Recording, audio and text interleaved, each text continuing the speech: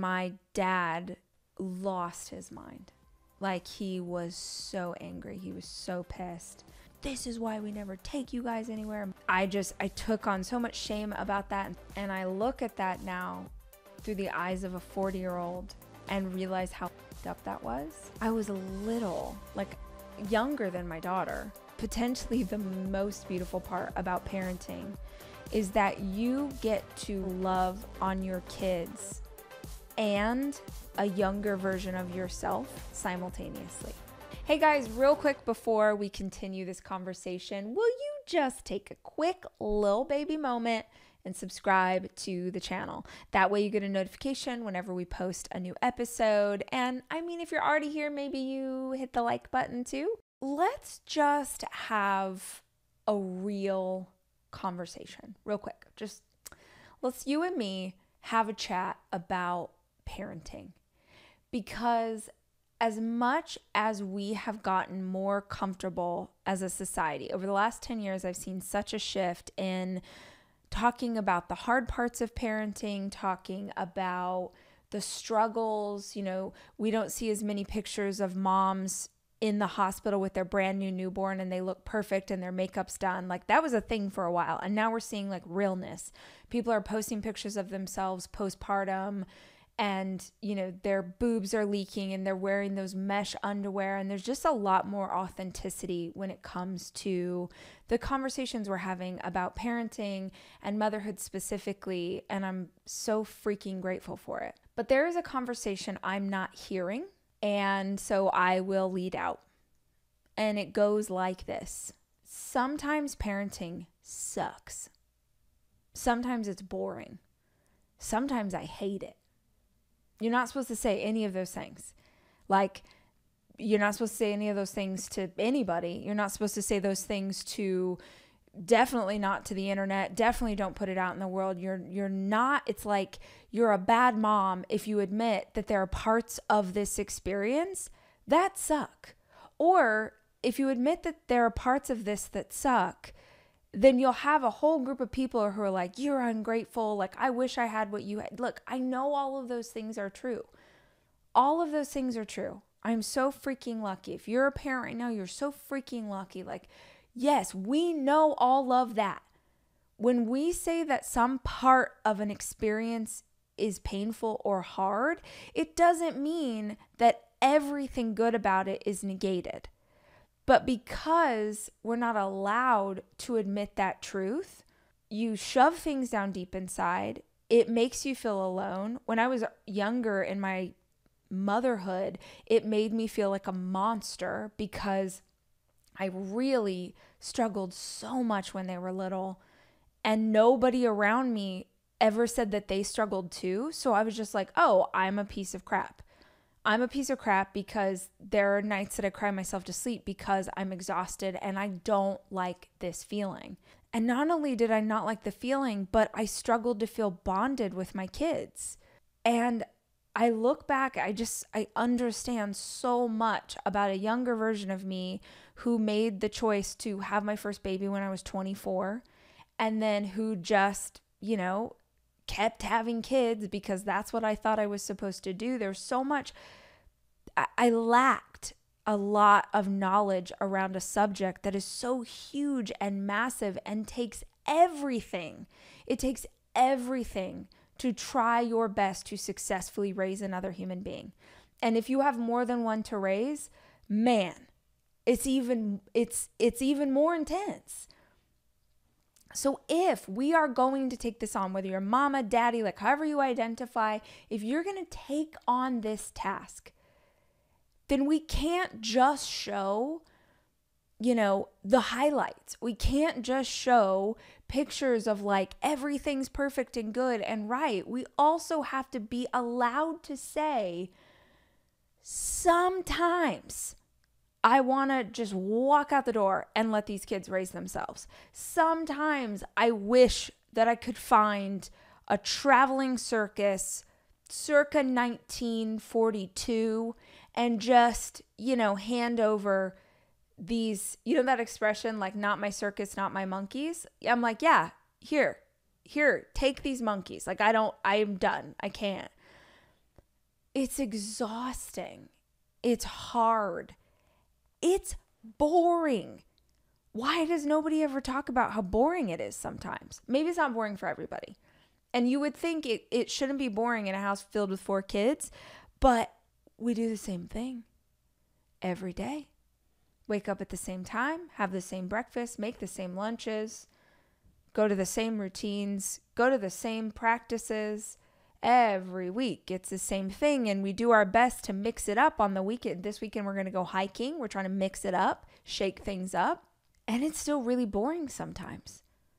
And it's boring because if I didn't, you're just like, sit here with me for 1 second. Like, just let's let our minds explode over this idea. If you did not have children, or let's think of it a better way because that stresses people out. If your children were grown, if you snapped your fingers, your kids are, 19 years old, they're in college, they're thriving, you did it. Congratulations, you did it. You got these baby birds out of the nest. They're thriving. They're living their life. They're doing their thing. But you're you right now, this age, all of it. You don't have to parent in the same way anymore. They don't live at home. What would you be doing with your life? How would you spend your days? What would you do on a Thursday night? What would you do on a Sunday afternoon? Because if you can answer those questions and the answers are different than what you currently do on a day-to-day basis, then there's some cognitive dissonance, because it means that who you are as a person at your core is not able to completely flourish in the current season of your life. And that is not wrong. That is not wrong. That is what we have chosen to do. That is what we are doing. It's not wrong, but parts of that are painful. And if we're not allowed to admit that parts of it are painful, it really hurts us, and I think it really hurts our kids. So I want to have a conversation with you about how to enjoy parenting more. How can you enjoy being a parent to your child more than you do today? By admitting that you would like more joy, more fun, more connection with your kids, it doesn't take away from what you already have. But there is no way that you are here hanging out with me if you aren't interested in the idea of tomorrow being better than today, of getting more out of life, of having more in your relationship, more time, more connection, more laughter, more fun. There are things that have really helped me as a mama to enjoy the process more. That's what I want to talk about today. But I had to start with the fact that sometimes we don't enjoy it. And it's not just in the funny stories and the things that you see on social media. It's not just like, oh, my baby had a blowout diaper, it was a hard day. Or, oh, my teenager's super hormonal and they're kind of acting like a jerk, I had a hard day. There are whole seasons of time. There are whole years of time. There are parts and pieces of this process that feel like a slog, that we get through and we persevere and we push through, but can we just admit it? Can we just say, frick, I'd love a day off. And I remember writing in my journal when my kids were younger. I had a really hard day with them, and I remember writing, I wish I could take motherhood off like a jacket. I wish I could just take it off, take off the responsibility, take off making dinners, take off breakfast, take off bath time, take it all off for a day, for 48 hours. Just put it on a hook and then come back later and put my jacket back on when I had a little bit more energy, a little bit more life, when I felt like I had more to give. I could put it back on and keep going. But that's not how it works. We're not going to get more energy in this process by leaving the process, but I know that it's possible to get more energy from something by finding more passion inside of it. So, here are some things that I think will help you enjoy parenting more. Number 1 is specifically aimed at people who bleed. Okay? In today's episode, I'm going to give advice that works for anybody, but this first one is very important and is specifically aimed at people who menstruate. Okay? If it bleeds, it leads. You bleed, you lead out today. Track your cycle. Number 1, best advice I've got. Track your cycle. Now, maybe you're thinking, Rach, what does my menstrual cycle have to do with my enjoyment of parenting? Everything. Because your menstrual cycle is how you feel and process anything and everything on any given day of the month.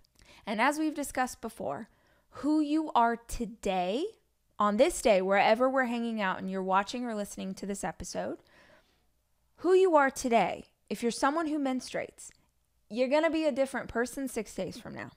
And then you're going to be a different person 5 days after that. Because we go through something called an infradian rhythm. Men have a circadian rhythm, 24 hours in a day. That's how their cycle goes. They go around and around in 24-hour cycles, which is, by the way, why our entire world functions on a 24-hour cycle. It's not because it's how things work. It's because it's how men work. And men are the one who got to establish everything historically, so we all just fell into routine. If you menstruate, you are a different person every single week of your cycle. 1 week you have a ton of energy, you have a ton of life. 1 week you're naturally more enticing, you're naturally more like people gravitate towards you more. It's the week that you're ovulating, and that happens because we're animals and you're putting out energy into the world that's like, come over here and mate with me. You've got a week where you're feeling a lot more grounded. The week that we bleed is a week that we tend to have less energy but more insight. Like, there are freaking superhero magic tricks inside of your cycle if you know how to work with it. Okay? It's huge. But if you have never tracked your cycle, then you don't understand that you're going to experience different emotions, both good and bad, on the same days every month. The problem is, if you haven't tracked it, a whole month has gone by since the last time you felt like you wanted to kill everyone. It's been a whole month. So we forget. We don't think of it as our hormones. We don't think of it as the fact that estrogen is surging. We don't think of what's going on inside of us. We think my kids are assholes. We think I'm the worst mom on the planet. We think something's wrong. It's not a bad life. It's a bad day. It's not that everything is going to hell in a handbasket. It's that, progesterone dropped or something's going on inside of you that's making you feel extra anxious. It's making you feel sort of depressive. It's making you feel really sad. But if you are not aware of what is happening in your body, you will blame your kids. In fact, not only will you blame your kids, but it's pretty natural to accidentally take it out on them. My kids are very aware of my cycle. My daughter's too young to really know, but my boys, they know all about it. And they know all about it because they begin to see patterns of like, oh, every time, like once a month, all of a sudden mom's down to have dessert. Like mom incorporates dessert into dinner, which I never do. We don't have sugar in the house. So all of a sudden I'll be like, guys, I made chocolate chip cookies. And they're like, what is going on? And they finally started to realize like, oh, you do this. And then the next week you're on your period. They started to understand that things would change. They also started to understand that there are certain times of the month you do not want to, do not step up to me right now. Don't even try. Don't argue. We're not going to debate it. During, one phase of my cycle, yeah, man, let's dig in. Let's dig into why. Let's dig into why I want you to clean your room. Let's discuss it. Yeah, let's get into some philosophy. Let's bring stoicism into the mix. I'll talk to you about it for an hour.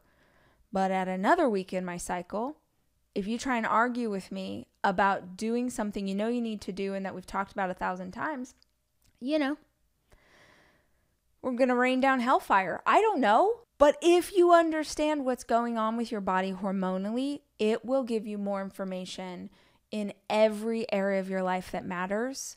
But most specifically, it will help you make choices to better manage yourself and your interactions with your kids. So a really good example of this, I'm going to talk about adaptogens later on in the conversation, but there is a day during almost everyone's cycle, and it may affect you differently, day 19, 20, 21, that we have a huge hormone surge. And for years and years, I didn't know that happened. So I would feel like a monster, but I wasn't on my period. So I was like, oh, it's not hormones. Because I thought the only thing that was an example of hormones was like PMS or my period. So I didn't know about day 19, 20, 21. And every time it happened, literally once a month, I felt like my life was ending and I was going crazy and I really struggled. And now that I know day 19, 20, 21, as it gets closer to those days, I'm really conscious of like taking a pulse, kind of seeing where I'm at. And if I need to, taking my adaptogens earlier in the day to just help bridge those few days where I really struggle to control my emotions. If you haven't ever listened to it, I did an episode with my hormone doctor that was hugely popular, Dr. Brush. We talked about hormones, perimenopause, how different meds affect you, different supplements you can take that will really help. So if you haven't taken a deep dive into that conversation, please scroll back and find that episode. It is fantastic. But basically, I just really want to encourage you, if you are someone who menstruates, to have as much awareness about that process as you possibly can, so you can better take care of yourself, so you can better take care of your kids. Last thing I will say about this, my favorite book on the topic, if you have never read it, is called Period Power by Maisie Hill. Go grab that. Okay, we got through that one. Now the advice that's here is for the rest of you. It's for if you menstruate, if you don't menstruate, all of this stuff. If your kids are 3, if your kids are 43, like all this stuff is going to be for you. Second piece of advice is to incorporate activities that you can do together that you both enjoy. I hate playing with little kids' toys. I said it. I find it incredibly boring. Oh, like a Barbie, or like a little kid, little toys, let's play house, let's play Polly Pockets, let's race these cars around the living room. Great. Think I'm a jerk. You can think I'm a jerk. That is fine. Don't get me wrong. I will do it. I do it. Inside, I am asleep. It is so boring. If you are like a grown human and you really love playing with little kids' toys with your kids, you need to just say a special prayer to God and the universe for that gift. Because the rest of us are over here like, room, like this is blessed assurance. So when the kids were little, I knew I didn't like it, but I didn't know any other way to be. So I just followed their lead. Whatever they wanted to play with, I would play, right? Let's do this thing. Let's do a puzzle. Let's, sit in the floor and do this for hours and, just want to stab myself in the eye with a fork because it was just so dull. But as they got older and I got older, I discovered more and more things that we both liked to do. My little kids always loved to bake with me. I love to bake. We would bake together. I love going out to eat. Turns out my kids also like to eat food.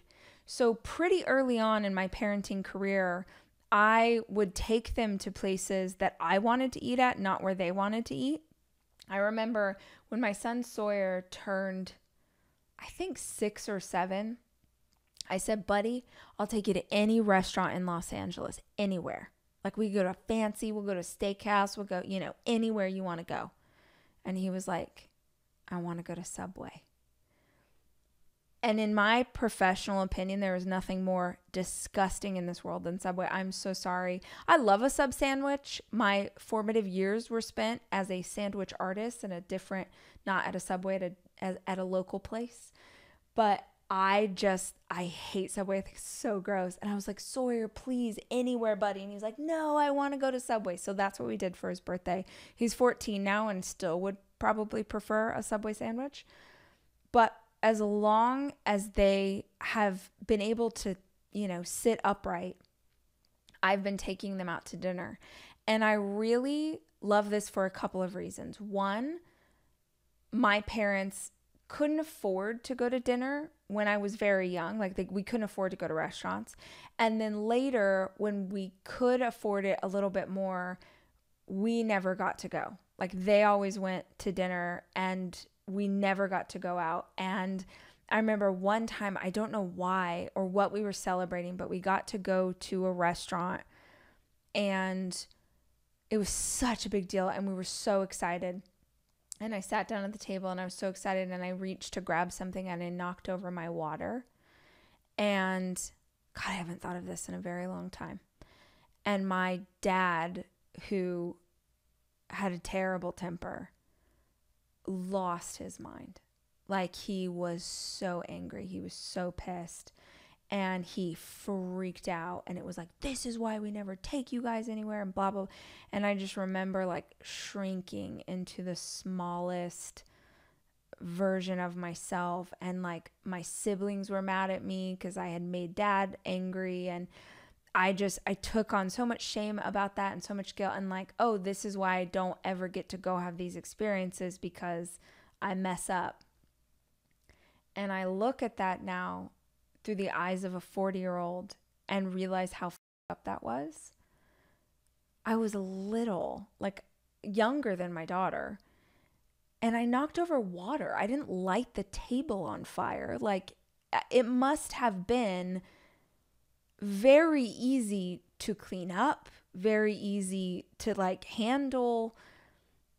And I just think of my dad freaking out, my mom, being flustered because my dad was upset. Just the whole thing was so jacked. And I'm telling you this because it's another thing. It's the next thing on my list. Potentially the most beautiful part about parenting is that you get to recreate experiences or you get to love on your kids and a younger version of yourself simultaneously. I love taking my kids out to dinner and I have done it since they were little. My son's baseball team has a group dinner a couple times a month, and I had signed up and I decided to take the whole baseball team out to what we call in our family fancy dinner. Fancy dinner just means you put on nicer clothes, you go to a restaurant where there's cloth napkins instead of paper and where the menus aren't laminated. I took, 11 boys or whatever it was and the coaches, and I took them all out to dinner, went to a steakhouse here in Austin.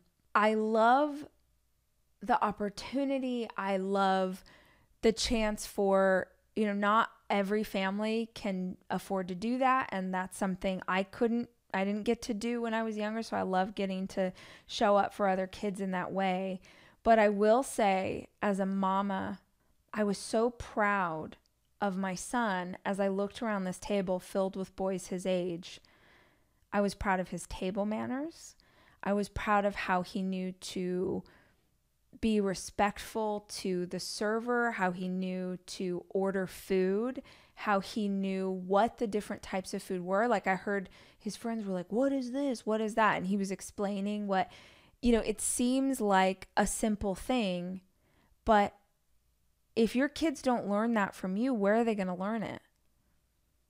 I have gone out to so many business dinners, business lunches, professional settings, and I'm sitting with people who have huge jobs, who have massive roles, and they don't have good table manners. They're literally taking their fork and like stabbing into a steak and, cutting a piece of meat. Like nobody ever taught them how to hold a fork. Nobody ever taught them where the napkin goes. Nobody ever taught them what to do with the fork and the knife when you're done eating so the server knows to take your plate away. Like, you might think that those things don't matter, and I will argue that good manners will always matter. So I loved getting to see him with a bunch of peers, and I felt really good about the fact that we have practiced those things at the dinner table every night, and then we sort of go, it's like the big show. Like, you've been practicing this at the dinner table, now we're going to go to a restaurant, we're going to try it out. It doesn't have to be that. One of my sons loves musical theater. He's done musical theater since he was younger. We've gone to New York to go to a Broadway show. We've gone to local community theater to see stuff together. I have a son who is an artist. He loves art. We've done those painting classes where, you go and someone teaches you how to draw a landscape or whatever. Look for things with your kids that you both enjoy.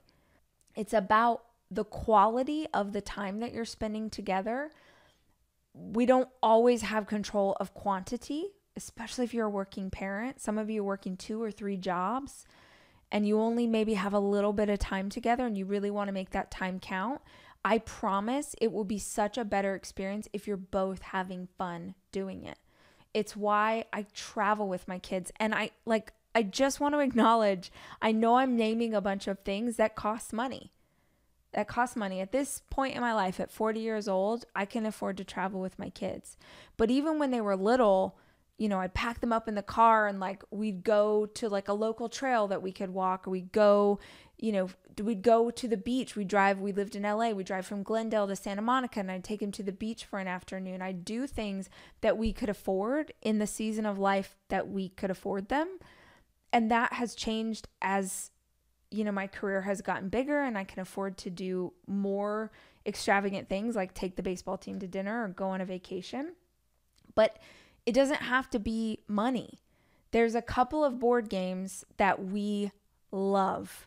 The whole family, every single one of us, we all love. And those things are always around. They're like literally on the coffee table. So if we're all sitting around, we can like play a game. 2 that I love and I want to recommend if you've never done them. There's a game called Spot It. You can get it at Target.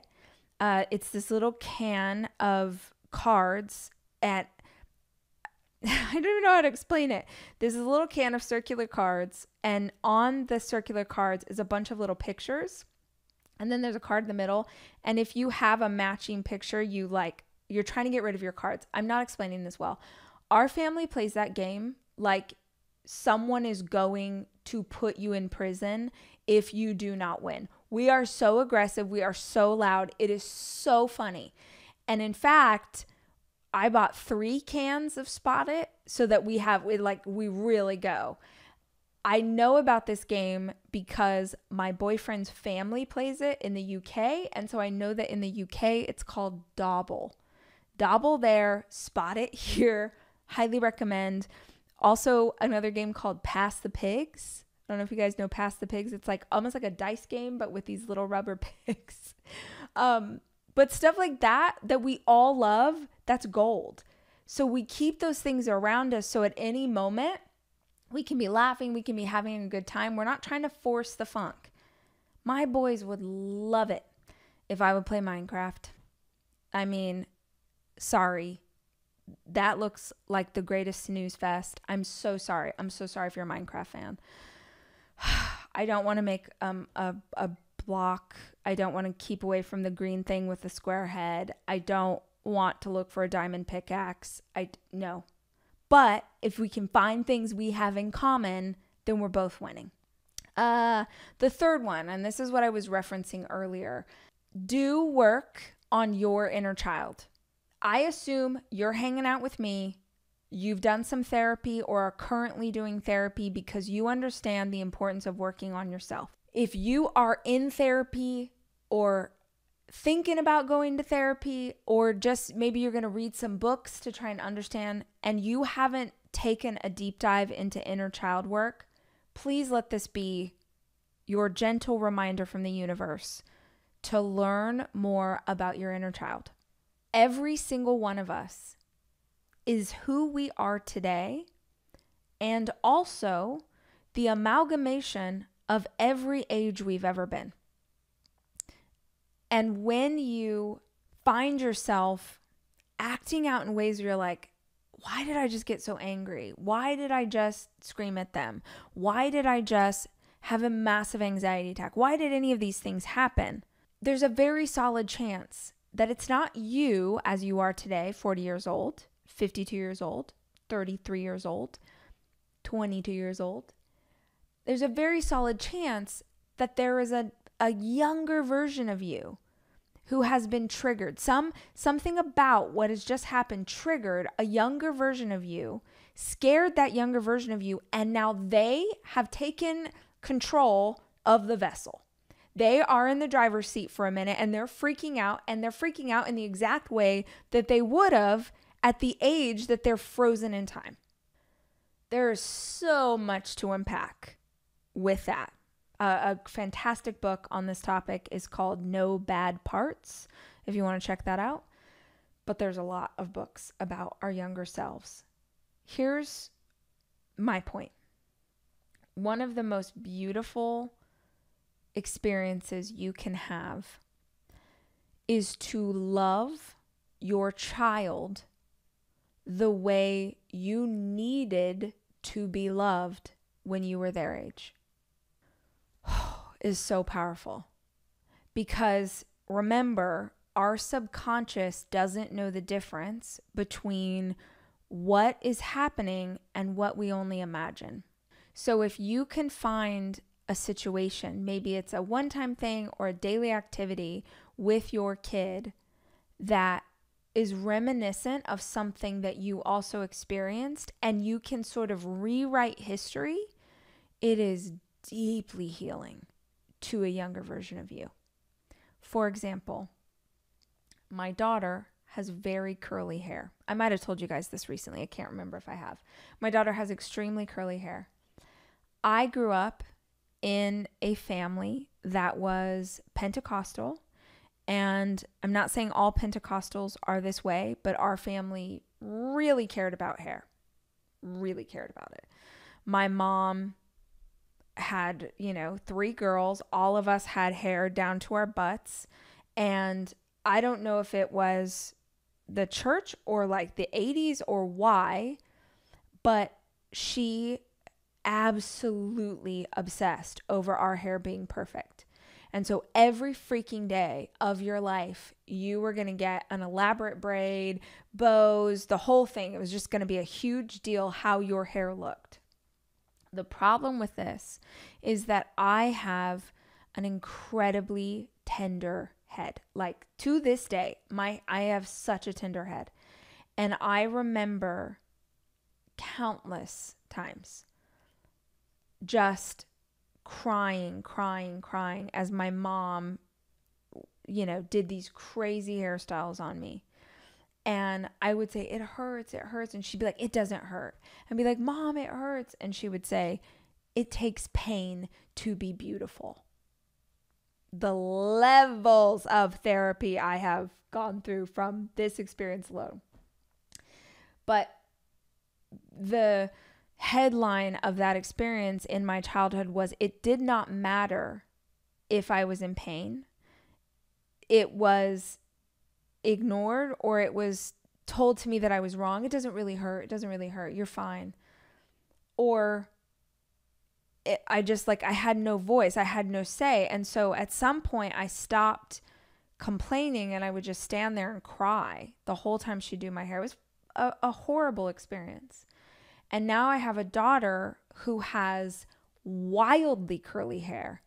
And her hair can only be done a certain amount of times a week, maybe once or twice a week, because her hair is pretty delicate. And so her origin is her dad was black, her mom was white, and so she has hair that is really unique. And I've had to learn over time. I've taken her to some amazing hairstylists who have taught me how to do her hair, and it's a whole thing. That being said, combing out her hair is very stressful for me, because on the one hand, I want to get through it. It's a lot. It takes a very long time to do her hair. On the other hand, her like being like, it hurts, it makes me want to puke, because I like remember that. So I comb through her hair. Sometimes it takes me an hour. I go like bit by bit by bit, because I don't want to hurt her. And because I want to listen to her when she says that it hurts, like I'm like trying to not recreate. But even though it takes a long time, and even though there are times where I'm like so tired, and to be honest, the last thing I want to do is an hour of hair. When I get through that process, there is this moment when all the tangles are out of her hair and I can like completely comb it through. Every time there is something profoundly healing for me in that, because I have gone through a situation with her and I have parented her the way I wish I was parented. And I don't always nail this. There are a million different kinds of ways that I feel like I don't show up how I wish I could have. And all I can do in that moment is just like do better next time. But that is one example of feeling like I handled that well. Another one is my teenagers. I'm close with all my kids, but I'm very close with my teenagers, and their willingness to tell me stories, to tell me truth, to tell me what's going on in their life, what's going on with their friends. That makes me feel really good, because I did not have that with my parents. I didn't have that kind of intimacy. I didn't have that kind of trust. I would have gotten in trouble for a lot of the things that my kids tell me today. So I just wanted to say to you that is such a healing thing, to go through that process with your kids and to parent them the way you should have been parented. And not every parent's going to get this, because I hear stories all the time where parents are like, well, they should have done this, or they're being disrespectful, or like, because I said so, or just all this crap that fell out of your parents' mouth in the 80s, in the 70s, in the 60s. It's like, we're still perpetuating these cycles. We're still telling these stories. We're still having this parental ego around our kid being an extension of us. Like, let's do better.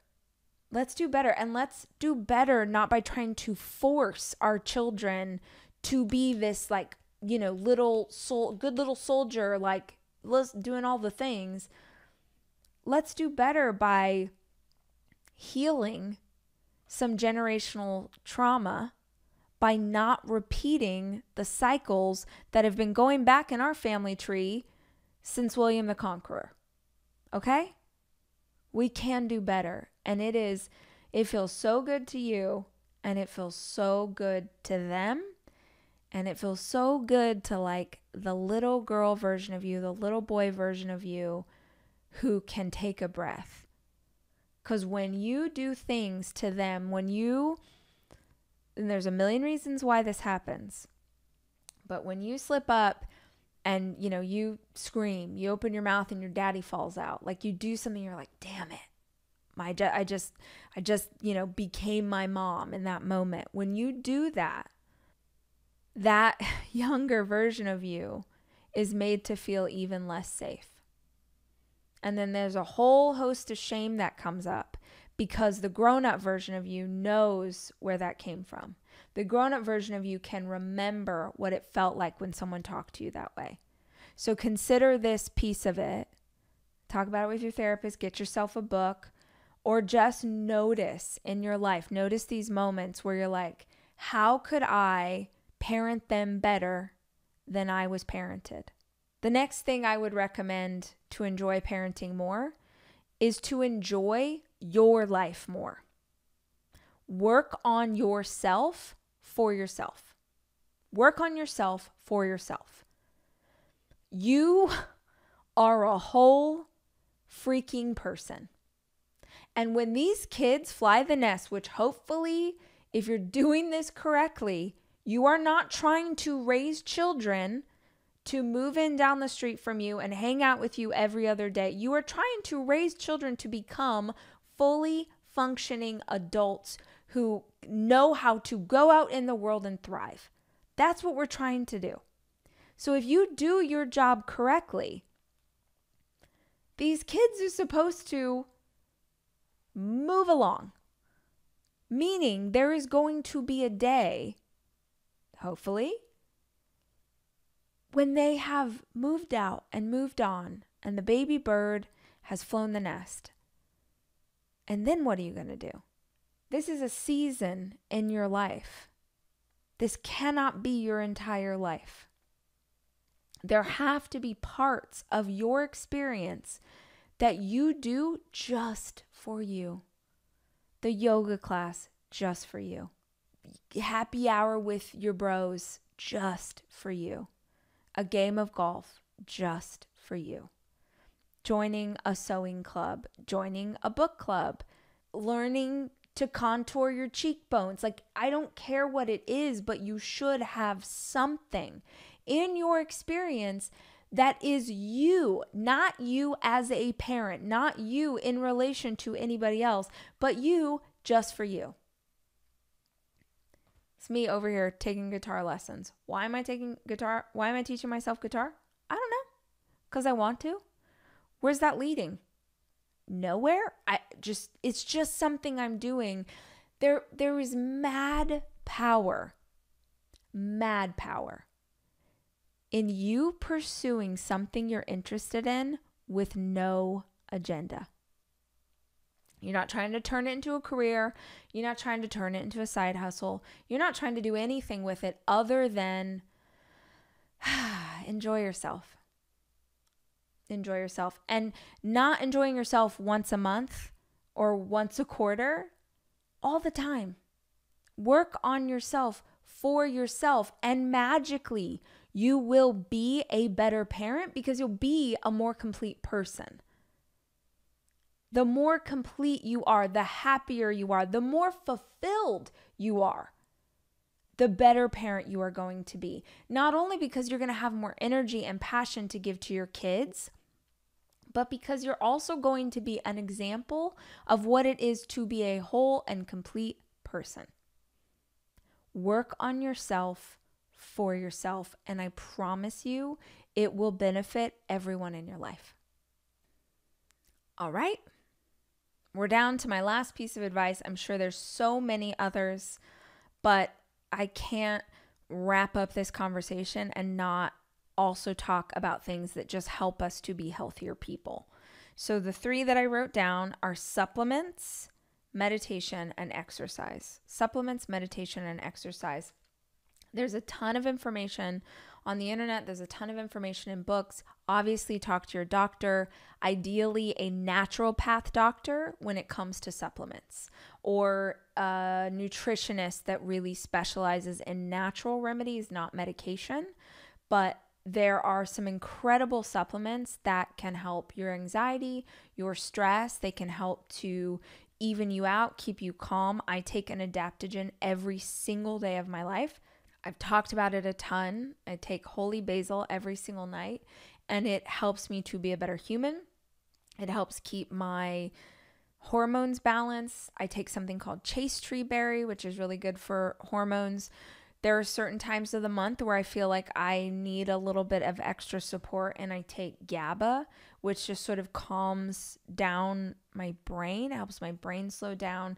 And that's something that I can reach for instead of like, oh, I'm going to have a vodka soda because, you know, these kids are stressing me out. I can reach for an herbal supplement that really helps me to like chill and be good, just kind of takes the edge off without needing to resort to something else. So I really wanted to encourage you to look into supplements, talk to your doctor about it, talk to somebody who knows. Meditation, I mean, we're in 2023, so I'm sure you've heard 1,000 people talk about this.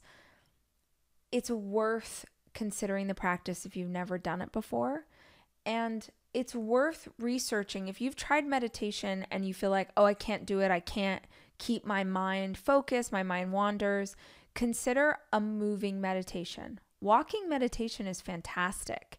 For me, long runs are a meditative practice. Like, I don't always do well with seated meditation. I've got to be in a really specific frame of mind, but a moving meditation is really helpful for me. So maybe it's just that you haven't found the exact right type of meditation for you. The last thing I was going to say is exercise. Every freaking day of your life. Every day, every day, every day, move your body. Do what you can with what you've got, where you're at. There are endless research studies. We don't even need to debate it anymore. Moving your body for at least 30 minutes every single day, getting your heart rate up, however that works out for you, is helpful to you in a myriad of ways. Lowers your stress hormones. You're going to be less likely to freak out on your kids. It makes you healthier. You're going to have a longer life. You're going to have a fuller life. Make choices that set you up for success so that you are healthy and good and strong in every single area of your life. Your children, your work, your friend group, your family.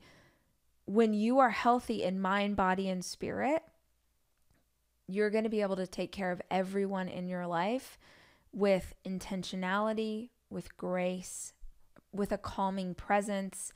You're just going to be better able to show up as the person you want to be because you're being intentional about yourself first, and then how you're able to give to them second. I hope that was helpful, guys. And I would love to just remind you that this is hard.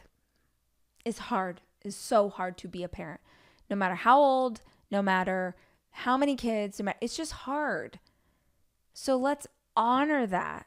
Let's honor that's hard. Let's talk about it with your friends. Share this episode. If you know anyone who has a kid, maybe your partner needs to hear this. Maybe your mama needs to hear this. Maybe your mother-in-law needs to hear this. The other mom's at PTA or whatever. Just like, hey, listen to this episode and let's get together. Preferably there are cocktails involved.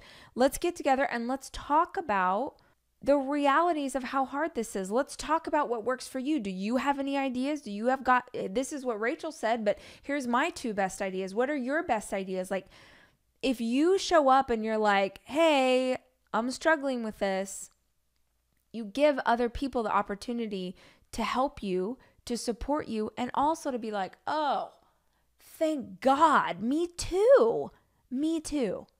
C.S. Lewis said, the most powerful words in the English language are me too. And when it comes to parenting, we need to be having more authentic, real life, true story, not pretending like this is what it is kind of conversation. And maybe you say it to someone and they don't get it, and you just keep trying other mamas, other daddies, other parents, until someone else is like, oh, thank goodness. Same. Guys, if you are still here, I would really appreciate it if you would subscribe to the podcast wherever you are enjoying this. If you're watching on YouTube, if you're listening on Spotify or Apple or Google Play, like whatever you're doing, subscribe, please. It would be so helpful. I will be back soon with more information. Until then, remember, I love you and I'm rooting for you. So I'm listening to this voicemail and I'm like, oh my God, some guy has got my phone number. It is a man's voice, super sinister,